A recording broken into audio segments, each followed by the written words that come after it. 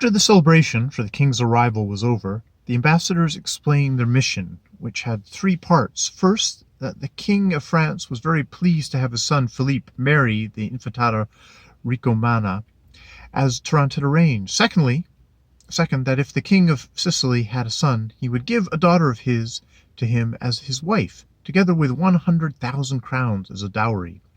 Third, that he had asked the Pope, the Emperor, and all the princes of Christianity to send him aid, because he had decided to march against the infidel, and all those whom he had sent word had offered to help him. On behalf of their lord, the King of France, they were asked to give assistance, and if his lordship decided to send an armada, he should make Philippe captain and send him too. The king's reply was that, as far as the marriage was concerned, he was very pleased, but as to the rest, he would hold counsel.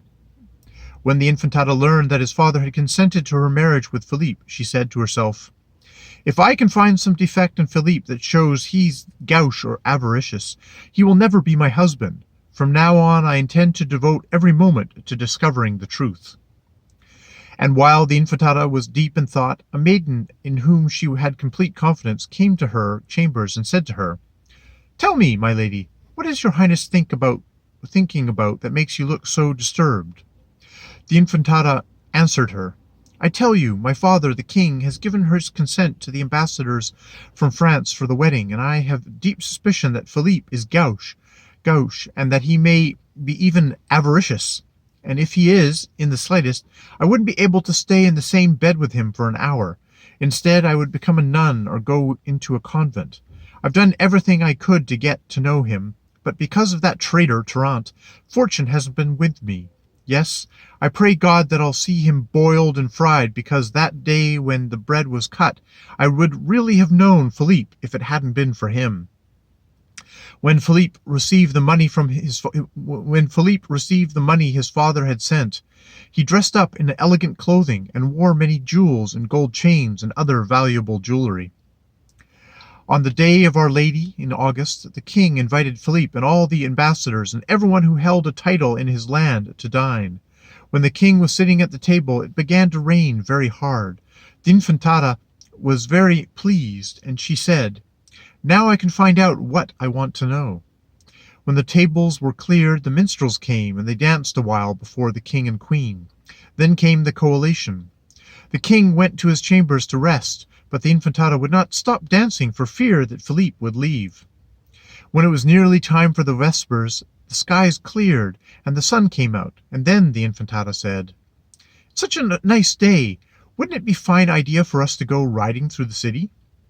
Philippe answered quickly, "My lady, why would you want to ride through the city in this terrible weather?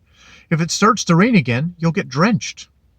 Trnt saw through the Infantata's wiles, and he tugged at Philippe's coattails to make him be quiet. The Infantata caught a glimpse of the signal Trnt was making, and she became very angry. She ordered the horses to be brought out, and they all sent for the animals. When the Infantata was mounted, she almost turned her back on Philippe, but kept sight of him out of the corner of her eye. And Philippe said to Trnt, "Send for another suit of clothes so that one won't be ruined." "Oh," said Trnt, "the clothes be damned. Don't worry about your clothing. If this suit gets dirty, there will be another one." "At least," Philippe said, "see if there aren't 2 pages who will carry my coat-tails so they won't drag along the ground." "For the son of a king," said Trnt, "you are very stingy. Hurry along now. The Infantata is waiting." Then Philippe, very troubled, started out, while the Infantata, who had been watching them talk, wasn't able to make out their words. So they rode through the city, and the Infantata enjoyed herself immensely, seeing how the clothes of that miserly Philippe were always getting wet, and how he was always looking at them. The Infantata, to have more pleasure, told them to bring the falcons, and they would go a little way out to the outskirts and hunt some quail. "Don't you see, my lady," said Philippe, "there's no time for hunting. There's nothing but mud and water everywhere." "Oh, you niggardly fellow," said the Infantata, "this oaf still won't do anything that I want." But she paid no attention to him, and went out of the city and found a peasant. She took him aside and asked him if some river or canal was not close by. The peasant answered, "My lady, straight ahead. Not far from here you'll find a large canal that will come up to a mule's groin." That's just what I'm looking for." The Infantata went ahead, and they all followed her. When they came to the water, the Infantata rowed through it, and Philippe stayed behind and asked Trnt if there were any servants who would hold up the tails of his clothing. "Tired of your prattle. Don't worry. I'll give you mine. The Infantata has gone through, and she's riding ahead. Hurry and go to her side." And Trnt laughed out loud, so that it would look as if Philippe had been telling him a joke. When they had gone through the water, the Infantata asked Trnt what he was laughing at.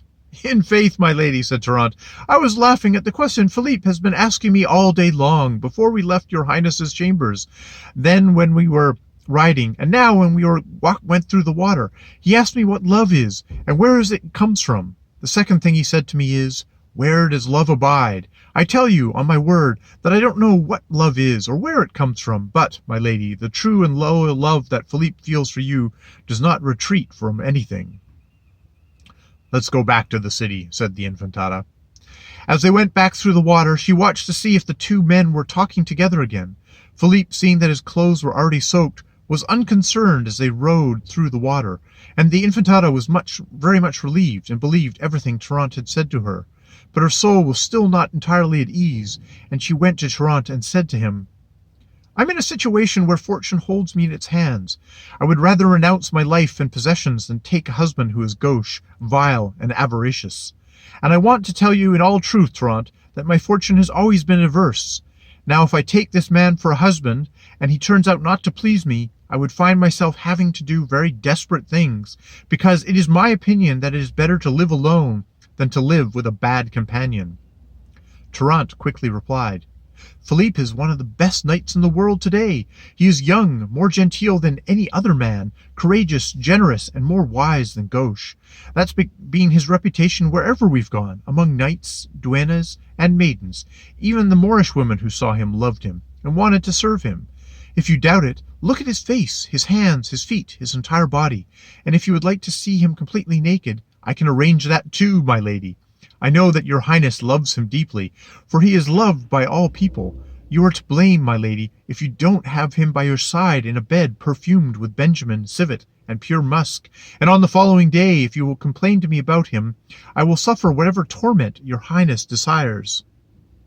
"Oh, Trnt," said the princess, "I would be very happy if I could have someone who would please me.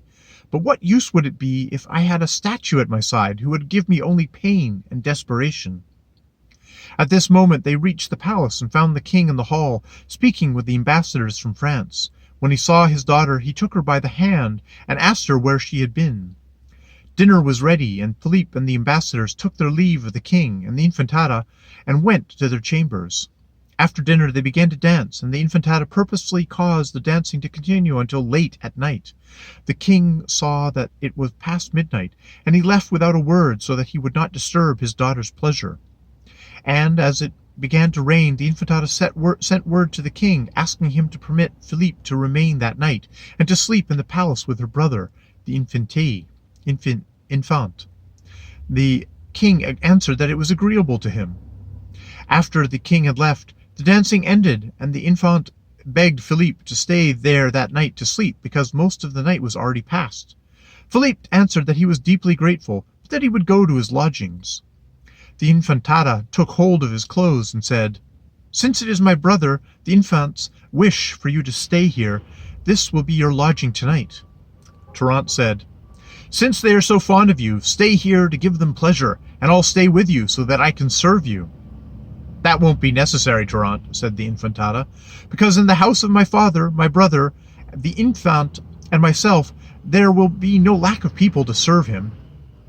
Seeing how angrily he spoke, Trnt realized that they did not want him, and he left with the others for his lodging. When they had gone, 2 pages came with torches and asked Philippe if it was his desire to go to sleep, and he answered that he would do whatever his lady, the Infantata, and his brother commanded. They said that it was time now. Philippe bowed to the Infantata and followed the pages, who led him to a room where there were 2 beds. The king had ordered a very special canopy made entirely of brocade to be given to his daughter on her wedding day, and he had another placed in a room to serve as its model. When the brocade canopy was finished, the 2 beds were placed next to each other, and the coverlet was the same brocade. and on it they put sheets for the wedding, with embroidered pillows, so that it was an exceptional bed. The other bed in the same room was entirely white, and there was a great difference between the two. When Philippe saw such a luxurious bed, he was astonished, and he thought it better to lie down on the other one. That evening, while dancing, he had slightly torn his stockings, and he thought that his servant would not come as soon as he would get up in the morning. The pages had been well instructed by the Infantata, who was in a place where she could see very well what Philippe would do. Philippe said to one of the pages, "Please go bring me a needle and a little bit of white thread." The Infantata had him give orders to the page, but she did not know what he was asking for. When the page went to the Infantata, she had them give him a needle with a little thread. The page took it to him, and found him pacing from one end of the room to the other, and he did not say one word to the second page, who was there. When Philippe had the needle, he went to a torch and opened a blister that was on his hand. The Infantata immediately thought he had asked for the needle because of the blister. He put it on the bed where he had decided to sleep. Philippe then took off his clothing and sat on the bed. After the pages had removed his stockings, Philippe told them to go to sleep and to leave the torch lit for him. They did so, closing the door. Philippe got up from where he was sitting in order to get the needle and sew his stocking, and he began to look for it from one end of the bed to the other. He gloomily lifted the coverlet and twisted and turned it so much that it fell on the floor. Then he lifted up the sheets and tore the entire bed apart without finding the needle. He thought about making up the bed again and sleeping in it, but when he saw it was all undone, he said to himself, "Oh well, won't it be better for me to sleep in the other one instead of making up this one again?" A very singular needle was that for Philippe. He lay down in the bed of rich covers. The Infantata, who had seen the entire display, said to her maidens, "Upon your life, look how great the knowledge of the foreigners is, especially Philippe. It was my intention to test him, as I have done the other times with these two beds. I thought if Philippe was gauche and avaricious, he would not dare sleep in a bed like this one, but instead would lie down in the other one, which is more plain. He has done something quite different. He has torn apart the plainest one, and has thrown its covers on the floor, and he has gone to bed in the best one to show that he is the son of a king. Now I can see that Trnt is a loyal knight who has always told me the truth." And with this thought, she left to go to bed. Very early in the morning, Tenebroso came to Philippe's chambers with his pages, and brought him more clothing so that he could change. When the Infantata was dressed and still fastening her skirt, she sent for Trnt, and with a show of great happiness she told him, "I have come to realize how special Philippe is. I have seen with my own eyes his speech and royal manners, and that he is very generous. Until now I felt very hesitant about giving my consent to this marriage. But from now on I will do everything His Royal Majesty, my father, commands me." Trnt heard the Infantata's words, and he was the happiest man in the world. He quickly answered, "I am very happy that your Excellency has come to know the truth. I am going to speak with my lord the king immediately in order to bring the matter to a swift conclusion." Trnt took his leave of the Infantata and went to the king and told him, "I see the ambassadors from France in great anguish about this wedding, so I have come to your Majesty to beg you to either have it take place or to give the ambassadors your leave so that they can return to their king. And if it will not make your Majesty angry to have me speak with my lady, the Infantata, on your Highness's behalf, I believe that she will be inclined to do whatever your Majesty commands." "If God gives health to my soul and my body," said the king, "that will please me. I beg you to go to her and make the request on my behalf and your own." The Trnt left the king and went back to the Infantata. He found her combing her hair, and he told her about the conversation he had had with the king.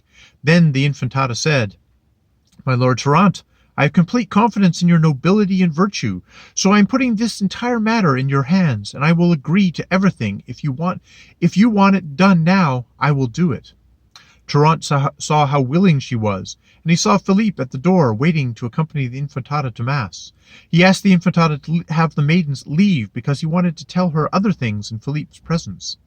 The Infantata ordered the maidens to go, and they were very surprised to see the Infantata speaking so docilely to Trnt. When all the maidens were gone, Trnt opened the door to the chamber and had Philippe enter. My lady, said Trnt, here is Philippe, who has a greater desire to serve your ladyship than all other princes in the world, and so I beg your grace here on my knees to kiss him as a sign of good faith. Oh, Trnt, said Infantata, these are the words you wanted to tell me? Your face reveals what you bear in your heart. When my king and my father commands me of it, then I will do it. Trnt motioned to Philippe, who quickly took her up in his arms and carried her to the lounge where that was there, and kissed her 5 or 6 times. The Infantata said, Trnt, I've placed no little trust in you. What have you made me do? I thought of you as a brother, and you have put me in the hands of someone I am still unsure of. I do not know whether he will turn out to be my friend or my enemy. Your words are cruel, my lady. How can Philippe be an enemy to your excellency if he loves you more than his own life, and desires to hold you in that bed where he slept this evening, completely nude, or in your chemise? You can be certain that this would be the greatest blessing in the world. So, my lady, continued Trnt, allow Philippe, who is dying of love for you, to enjoy part of the glory that he has desired so much. May God not permit it, said the Infantata, and may he keep me from an error like that. I would think of myself as vile if I gave my consent to such a thing. My lady, said Trnt, Philippe and I are here only to serve you. Let your benign grace have a little patience. And Trnt caught her hands while Philippe attempted to make use of his own resources. The Infantata cried out, and the maidens came and calmed them down. When the Infantata had laced up her garments, she dressed very elegantly, and Philippe and Trnt accompanied her and the Queen to Mass, and there, before Mass, they were engaged. The following Sunday the wedding was held with great ceremony, and the celebrations took place, which lasted a week, with jousts, tournament, dances, and buffoonery, night and day.